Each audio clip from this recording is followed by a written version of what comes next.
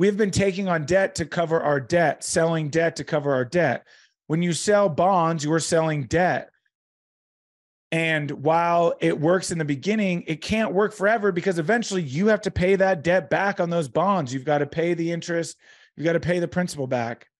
Welcome to the Cash Flow Chronicles. I'm your host, Jonny Catani, and the founder of Catani Capital Group. For the last 2 years, I've been studying alternative assets and now help solve the problem of creating passive cash flow for creators, influencers, and busy professionals by bringing you 5 episodes a week of easy to understand education in the world of passive investing. What's up, guys? Welcome to another episode of the Cash Flow Chronicles. I'm your host, Jonny Catani. Happy hump day, everyone. Hope everyone is having a great week. Hope you all had a great weekend. As you know, if you listened last week, I was in South Carolina for my little brother's high school graduation. It was really nice to see the family. He is the last one of the siblings out of the house. My mom and stepdad are officially, unofficially empty nesters. I mean, still got to go off to college and all of that. But it was really awesome to see the family. My sister also moved out there last year. So I got to see her and spend some time with her up in Charleston. She lives about 2.5 hours away from my mom. And I got to see one of my favorite comedians, Nate Bargatze. If you are not familiar with him, check him out. He is hilarious and even funnier in person. It was great too, because I've seen a lot of his specials and he didn't tell a single joke that I've heard before. So absolutely laughed until I cried. It was awesome. Hope you guys had a great weekend. Hope your week is going very well. Okay, so I teased it last week. I had a call with an investor. I ran out of time, unfortunately, last week because I had technical difficulties and I had to go catch an airplane. So I kind of touched on a little bit initially of the conversation, and I teased what we were going to talk about this week, which is diversification, how to be diversified, how to be diversified correctly.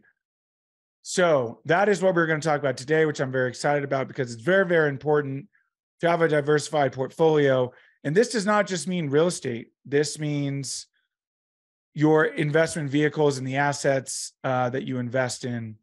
So we are going to touch on all of that, what diversification means. But first, you guys, before we get into it, go to thecashflowchronicles.com, same exact name as the podcast, thecashflowchronicles.com. And sign up because my video series is almost ready. The 5 steps to becoming to your first passive investment. So if you're a new investor, this video series is for you, which I'm assuming a lot of you are. I know that some of you aren't, because I've had calls with a lot of you that are already sophisticated and veteran investors. So that's not for you, and that's okay. But if you're a new investor and you want to learn kind of the initial stages and the easy steps to understanding passive investing, then go to thecashflowchronicles.com and sign up for the video series. I'm very excited because that will be out soon. Also, update on the debt ceiling. You guys know I've been keeping you updated on this. We still have not made any headway. Basically, what it's coming down to now, what I've learned is the latest, is that Biden is back on the campaign trail for 2024. He's going to run again to try to represent the Democrats. We're not going to get into that. But basically what he's admitting is that he's going to have to concede something to the Republicans. And he knows that if he concedes something, that it's not going to be a good look amongst the other Democrats, which ultimately could lead to him not getting the Democratic nomination, which means he wouldn't be able to run for a second term. However, you guys, there is something very, very important to make note of here. The Republicans are trying to get the country to operate as a business, which in a business, in the very, very basic sense of it, and also you should be operating your personal balance sheets like this as well, your personal budgets, you should not be spending more than you're making. And currently, the government is spending about $10 for every $1 that it brings in. So that's not, $50.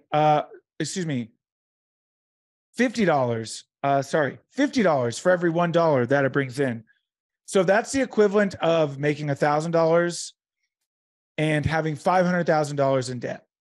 So you can extrapolate that across the basically 31 trillion in debt and the basically 50 billion more or less that we bring in revenue. So for those of you that may not agree, with certain things politically, I think we should all agree that we should not be spending more than we make. And listen, if you come from the tech space, you're used to that because you typically just burn cash until you get acquired or go public. And this is not a tech company, guys. It's not a startup. It's not the startup world, and it should not be operated as such. A good point of that is I talked about the media bankruptcies that have been plagued, Buzzsprout, Vice.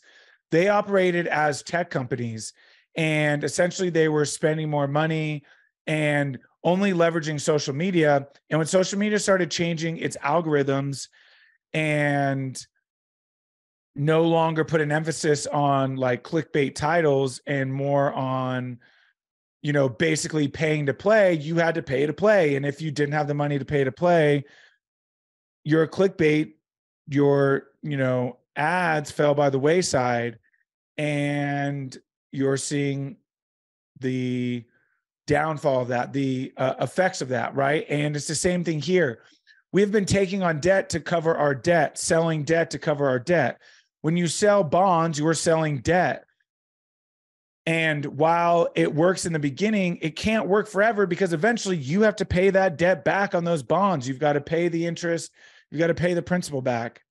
And that's what's happening. And so I say all this to say that basically Biden is admitting that he's going to have to concede some of that and bring down some of the spending. And a lot of that is going to be taken from I shouldn't say a lot of that's going to be taken, but some of the emphasis has been on making it more difficult for the lower class, those below the poverty line, to get on food stamps and welfare, meaning they're going to have to contribute more to society in order to qualify for that, which,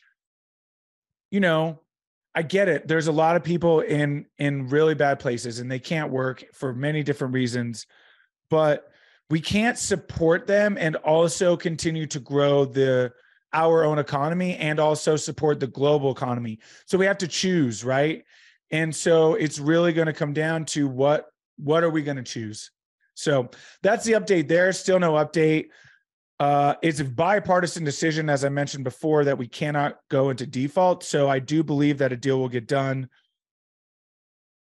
But personally, it feels like a lot of noise. Ultimately, when you break it all down and you look into it, we know that we're not going to go into default. We can't afford to do it. It's bipartisan. So really, it's a bunch of noise. The hardcore Republicans are just trying to make a bunch of noise, trying to flex their leverage that they control the House and that decision will have to come through them, when really they're just trying to get some spending. The Democrats are pretending like they're not going to concede to the Republicans because that's what they have to do. And the president's trying to pretend he's got a safe face. You guys, it's a whole bunch of noise. We're going to figure this out. We always do. We're going to be fine. The world is not coming to an end. So there you go. That's my take on that. So let's get into diversification. Okay, first, let's define diversification. Diversification is defined as enlarge or vary in range of product or field or operation. So what does this mean? Well, you can diversify your investments. So you can be invested in real estate. You can be invested in the stock market. You can be invested in crypto. Just those three alone would be a diversified portfolio. Then you can diversify within them, right? In crypto, you can diversify amongst NFTs, different projects, different coins. Within real estate, there's a gazillion of them, right? You've got residential, so you can do a single family. Within single family, you can break that up into long-term and short-term rentals, so Airbnbs and long-term rentals. You can do multifamily. Within that, you can do, A class, B class, C class, which is basically the class of asset that it is. Within that, you can do market. Within that, you can do sub-market. Within that, you can do cash flow and appreciation. So real estate really provides, from my experience, the most appreciation within staying within that asset. The stock market provides a ton as well, of course, but ultimately they're all publicly traded companies and they all kind of operate off the same things, meaning like if you invest in tech stocks, it wouldn't make much sense to invest in a mutual fund that also invests in tech stocks. So if you want to individually pick your tech stocks, it wouldn't make much sense to also go invest in a mutual fund or an ETF that tracks tech stocks, because that's the same thing, right? Whereas if you love a certain market, for instance, if you love Austin, Texas, or let's say Phoenix, let's use one I actually like, or Tulsa. Let's use one I've actually been doing a lot of research on. Let's take Tulsa, right? Up and coming market, a lot of great economics, very favorable to investors. You could invest in multifamily and self-storage in Tulsa, and that would be two different investments within that market, right? So you can diversify amongst the assets in a certain market. Whereas if you invest in a tech ETF and a individual tech stock, that ETF most likely has a percentage of its portfolio in that stock. For those who don't know, an ETF is an exchange traded fund. It's a fund, just like a mutual fund, but it trades like a stock, meaning the price changes constantly and it's liquid like a stock, meaning, you can check the price, every minute and it's changing. Meanwhile, it's broken up into various investments, whereas a mutual fund, an open-end fund, as they're typically, as a mutual fund typically is, it trades on what's called a NAV, a net asset value, and that net asset value is calculated at the end of every day. So let's say it's a tech mutual fund. You will basically, let's say you invest in it in a given day. Let's say, today I invested in it, right? You won't know what strike price or cost basis you're getting in at until the end of the day when the fund is priced out. So everything that the fund invests in, so let's say it's all tech stocks, whatever the percentage is, let's say it's, 30% Apple, 20% Microsoft, and so on and so forth, right? Till you get to 100%, whatever those close at the day, and then their respective percentage of that fund all gets closed out, then all gets put into a net asset value. And then that net asset value is given for the day. So you won't be able to know, and same when you sell it, right? I place a sell order during market hours, but I won't know my sell price until the end of the day when the net asset value is calculated. So that is a in-depth look at diversification and how you can diversify amongst the different investment vehicles. As it relates to this investor call that I talked about, and sort of as it relates to determining your investment thesis, it's important to diversify in the sense that, you don't want to invest with the same operator in the same asset class in the same market every single time. Well, let me rephrase that. Again, disclaimer here, you guys, I am not a financial advisor, right? So this is not financial advice. This is merely for use for educational purposes. You should consult your own CPA, attorney, financial advisor before you make any financial decisions. However, from my experience, what I have learned is that you want to be careful investing with the same person and only doing that. Now, listen, there are people who do it and they're very successful, but the best investors do not do that. The best investors are diversified amongst asset class, market, submarket, and operator. So that means even if I love Tulsa and I love multifamily, that means not investing with the same operator in Tulsa multifamily, right? That means even diversifying amongst that potentially. Now that might be a bit of a stretch, right? Because ultimately when you find a good operator, especially in a market like Tulsa that's still up and coming, you want to be careful going too crazy, because you guys, again, to let you know, too much of a good thing is no longer good. You can over diversify and be too diversified to where you're not actually like helping your portfolio and growing your wealth. You're spread too thin, right? So you want to be careful. So for me, like what I would look at is, okay, market, asset type. That's really as far as I'm going to go. And then I'm going to identify the operator, and then I'm going to do my due diligence on that operator and ensure that that's a good operator. And then I'm going to invest with that operator. For me, what I look at is I currently am more focused on cash flow than I am on, say, like multiplying my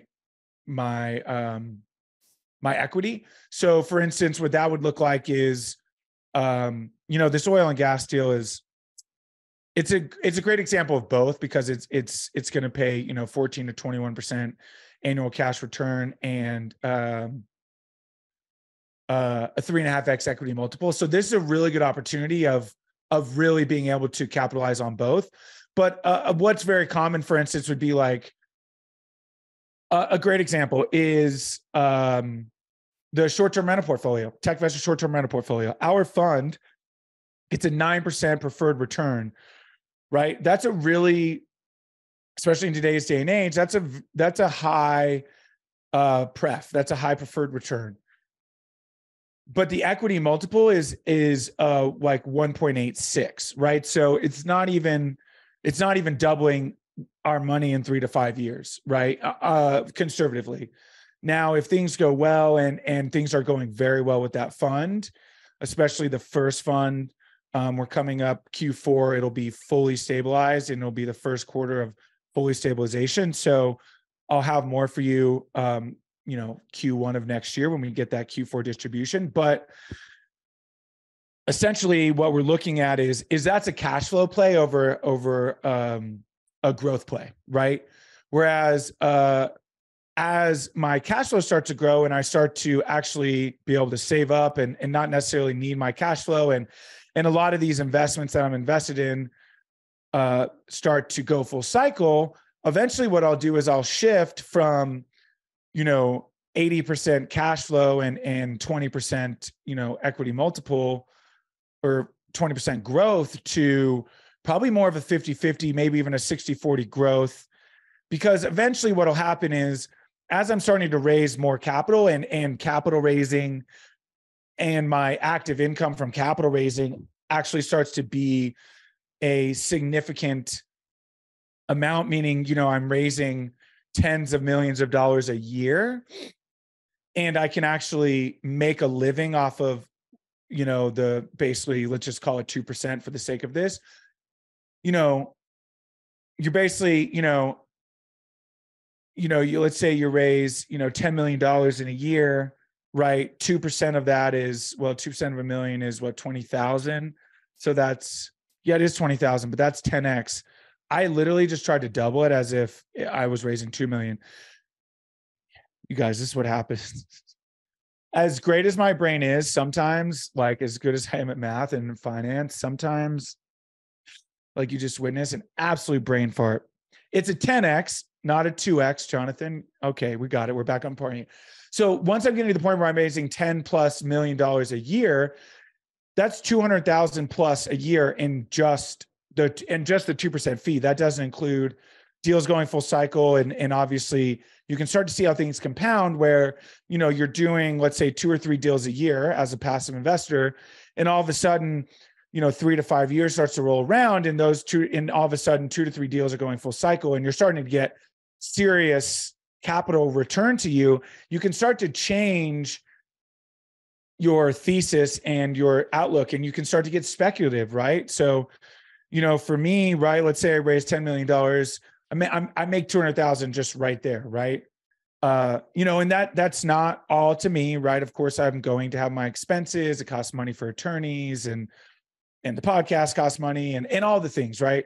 But, that is, even if, I'm taking home, 40% of that, right? That's what, 160,000 basically. That's 80,000, right? So that's a livable salary, especially when you're getting cash flow and all of your investments. Again, like I said, right?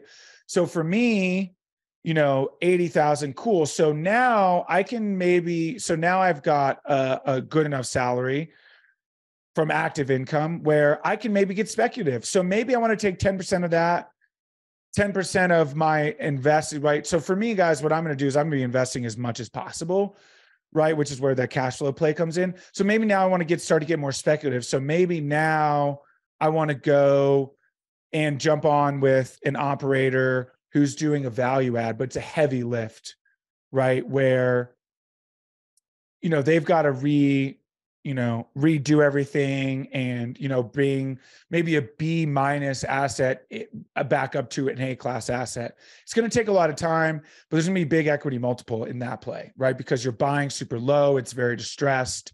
The asset itself needs a lot of work. So you're getting distressed, right?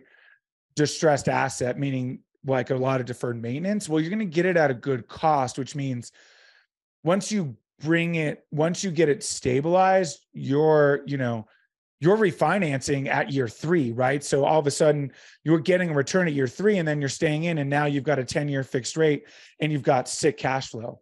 Boom. That's a speculative play right there, relatively speaking, right? So you guys can see how in the beginning, it's important to really hone in and know what you want to accomplish.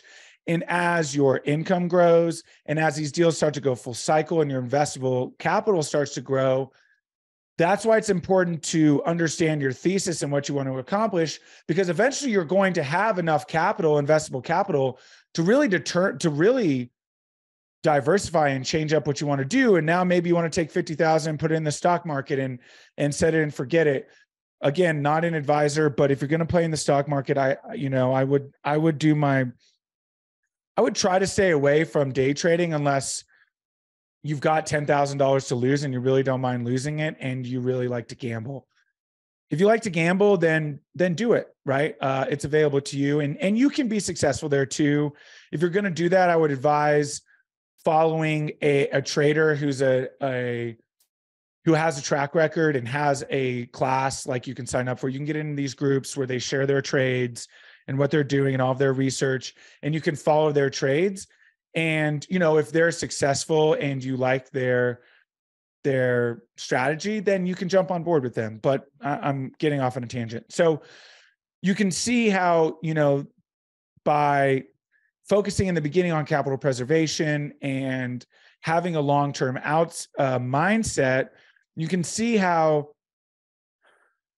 things can compound, right? And all of a sudden 50,000 becomes 100,000. Then next thing you know, it's 200,000. And then, we're in a down cycle right now, but, all of a sudden, like we could get into these cycles and, you look at what Rise 48 did.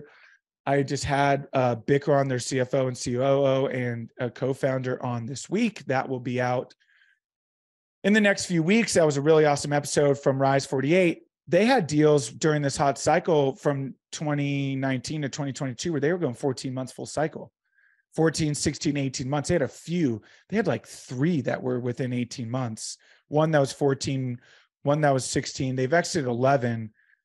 You guys, they've exited 11 since 2019, and that's only 4 years. So they're going full cycle, and you'll hear from him why they made those decisions. But ultimately, they got the equity multiple and the IRR they were looking for, and so they made the decision to sell. So I say that because by focusing on capital preservation, by doing things correctly, by getting in with good operators, you're going to these singles will turn into home runs. And eventually when the market starts to go back up again, all of a sudden, what you thought was going to be a 3 to 5 year hold was an 18-month full cycle, and boom, you've got your capital back and you're able to put that in. And then maybe 1 year you've got 3 deals that go full cycle that you invested in 18 months ago. And all of a sudden you can see how these can start to compound. But it's important to not just go out there willy-nilly and throw your money around, to understand why you're doing it and to do it correctly. So I really hope this helped you guys. Again, I want to reiterate, I'm not a financial advisor. Please consult attorneys, CPAs, and financial advisors before making any of your decisions. But I hope this has helped. I hope these last couple months have been a really awesome guideline, because that's what I'm going for, a guideline to help you guys determine your investment thesis and your risk tolerance. So again, thank you guys so much for listening. thecashflowchronicles.com. Join my list. We got some awesome deals coming. Oil and gas deal, of course, if you're accredited, that will be presenting itself soon, starting to get green lights, just working on some few final touches. Thank you guys, as always, for listening. I will talk to you again on Friday for the Friday follow-up. Enjoy the rest of your week, and I will talk to you soon. See you guys. Thank you again for tuning in. Who do you know that wants more cash flow? Share this episode with them so you can grow your cash flow together. If you enjoyed the show, make sure you're subscribed on your platform of choice so you never miss a new episode. Go to KataniCapitalGroup.com to learn more.